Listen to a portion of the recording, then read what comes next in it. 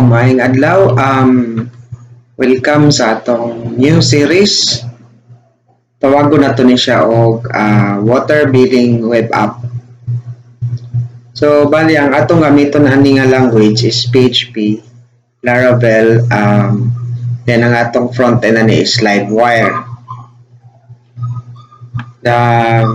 So assuming na ang mga magtanaw ani is na idea sa nanay na set up na exam o composer, so para diretso na ta, no? So kung na may mga pangutana na pwede ra mo mangita og videos sa ang pag set up sa exam o composer. Okay, so first natong buhaton is magbuhat ta og Laravel na project. So pwede ta man diri sa ilahang official website, tapos documentation.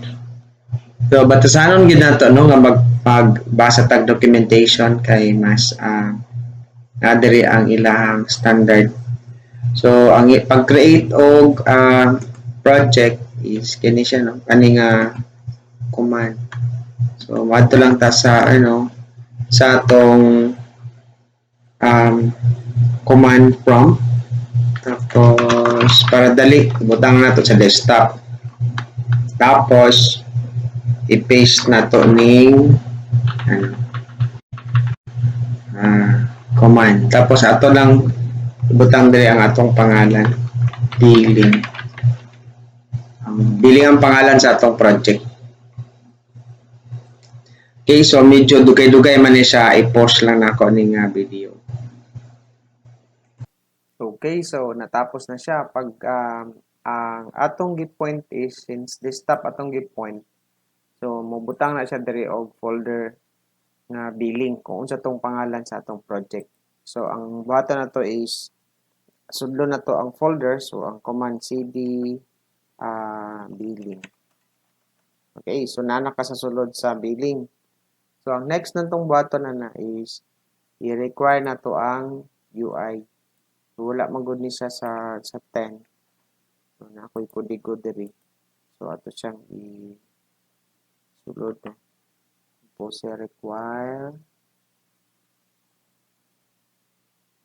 Okay, so medyo taas-taas po ni siya, pero try lang na to og hulat, basic okay ra.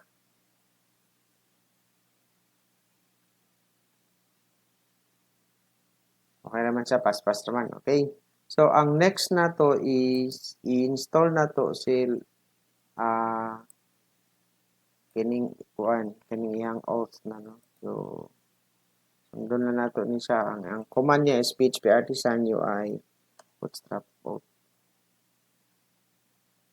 Okay, so okay na siya. Tapos next na to is install na to ni si require na to ni si Livewire.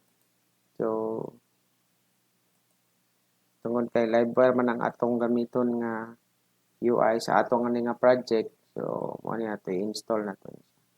Medyo dugay-dugay ni siya, pero sige lang, hulaton na nato.